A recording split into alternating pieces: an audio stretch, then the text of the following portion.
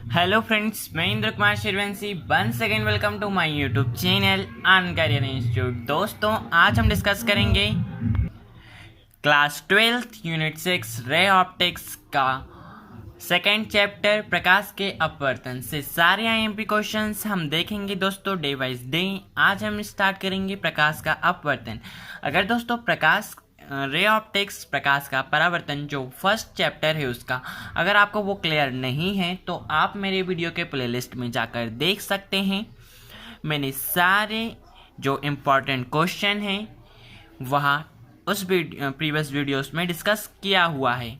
चलिए दोस्तों स्टार्ट करते हैं प्रकाश का अपवर्तन। दोस्तों एग्जाम में पूछा जाता है प्रकाश का अपवर्तन क्या है, प्रकाश के अपवर्तन को समझाइए, प्रकाश के अपवर्तन से आप क्या समझते हैं, इस प्रकार के क्वेश्चन पूछ लिए जाते हैं। चलिए दोस्तों स्टार्ट करते हैं प्रकाश का अपवर्तन। दोस्तों आपने देखा होगा यह नॉलेज के लिए भी काफ़ी इंपॉर्टेंट क्वेश्चन है। दोस्तों जीके में भी पूछ लिया जाता है प्रकाश का अपवर्तन से क्वेश्चन। जब प्रकाश किरण दोस्तों एक माध्यम से दूसरे माध्यम में प्रवेश करता है तो वह अपने सरल रेखीय मार्ग से विचलित हो जाता है। प्रकाश के विचलन की इस घटना को प्रकाश का अपवर्तन कहते हैं। दोस्तों जब भी कोई प्रकाश किरण एक माध्यम से दूसरे माध्यम में प्रवेश करती है तो वह अपने मार्ग से विचलित हो जाती है। प्रकाश के विचलन की इस घटना को ही जो वह विचलित होती है, जब भी वह एक माध्यम से दूसरे माध्यम में प्रवेश कर रही है तो वह जिस प्रकार विचलित होती है, तो विचलन की इस घटना को ही प्रकाश का जो विचलन हो रहा है, विचलन को ही हम प्रकाश का अपवर्तन कहते हैं। प्रकाश के अपवर्तन को समझने के लिए हमने चित्र देख चुका है। दोस्तों अगर हम वातावरण में या दैनिक जीवन में प्रकाश के अपवर्तन को समझना चाहें तो आप देखेंगे जब भी हम किसी कांच के गिलास पे पानी भरकर उस पे पेंसिल डालते हैं, रखते हैं, तो आप देखेंगे कि जो पेंसिल है वह थोड़ी सी मुड़ी हुई हमें प्रतीत होती है। पेंसिल डालिए या पेन डालिए या किसी भी एक ऐसी स्टिक को डालिए तो आप देखेंगे वह हमें मुड़ी हुई प्रतीत होगी। या फिर दोस्तों जब भी आप किसी पानी में आधी पानी से भरी हुई गिलास को किसी पानी से भरे हुए टब में डालते हैं तो आप देखेंगे वह ग्लास हमें छोटी दिखाई देने लगती है। और दोस्तों तारे जो कि हमें टिमटिमाते हुए आकाश में दिखाई देते हैं वह भी दोस्तों हमें प्रकाश के अपवर्तन के कारण ही टिमटिमाते हुए दिखाई देते हैं। दोस्तों चलिए स्टार्ट करते हैं प्रकाश का अपवर्तन एक बार फिर।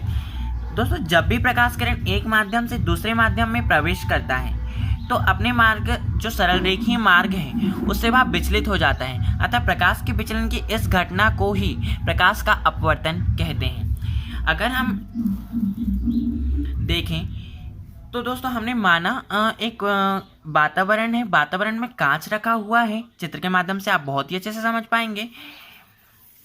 यहाँ पे दोस्तों वायु का अपवर्तनांक 1 है और कांच का अपवर्तनांक 1.43 है। अर्थात दोस्तों यहाँ पे वायु विरल माध्यम है और जो कांच है वह सघन माध्यम है।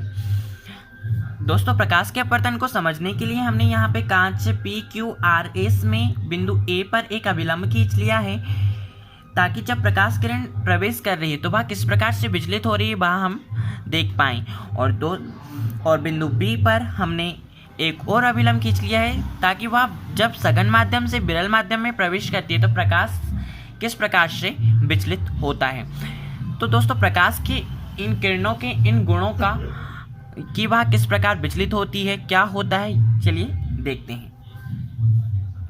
आप देखेंगे जब दोस्तों आपतित किरण, यहाँ पे ये आपतित किरण है, यह अपवर्तित किरण है दोस्तों, और यह अपवर्तन सतह है, यहाँ पे भी यह अपवर्तन सतह है दोस्तों, और यह निर्गत किरण है। दोस्तों जब प्रकाश किरण बिंदु A पर आपतित होती है तो वह जब विरल माध्यम वायु से सघन माध्यम कांच में प्रवेश करती है तो वह अभिलंब जो मैंने डिनोट किया हुआ है डॉटेड लाइन, तो वह सरल रेखीय मार्ग का अनुसरण न करके वह अभिलंब की ओर झुक जाती है। अर्थात वह अपने मार्ग से विचलित हो जाती है। वह सीधे प्रवेश जो सरल रेखीय मार्ग में सीधे ना चलते हुए वह कुछ झुककर अभिलंब की ओर झुक जाती है। प्रकाश के अपवर्तन की इस घटना को ही प्रकाश का अपवर्तन कहते हैं। सॉरी दोस्तों, प्रकाश के विचलन की इस घटना को ही प्रकाश का अपवर्तन कहते हैं। अतः दोस्तों, यह जो अपवर्तित किरण है जब सघन माध्यम से विरल माध्यम में प्रवेश करती है तो वह इस डॉटेड लाइन जो सरल रेखीय मार्ग का फिर अनुसरण न करते हुए वह अभिलंब से दूर हट जाती है। अर्थात दोस्तों, जब प्रकाश किरण सघन माध्यम से विरल माध्यम से सघन माध्यम में प्रवेश करती है तो वह अभिलंब के पास आती है, और जब वह सघन माध्यम से विरल माध्यम में प्रवेश करती है तो वह अभिलंब के दूर हट जाती है। दोस्तों, आप नोट कर लीजिए, जब प्रकाश किरण विरल माध्यम से सघन माध्यम में प्रवेश करती है तो अपवर्तित किरण अभिलंब की ओर झुक जाती है, तथा जब प्रकाश किरण सघन माध्यम से विरल माध्यम में प्रवेश करती है तो वह अपवर्तित किरण अभिलंब से दूर हट जाती है। दोस्तों, आई होप आपको क्लियर हो गया होगा प्रकाश का अपवर्तन क्या है। Thank you for watching my video.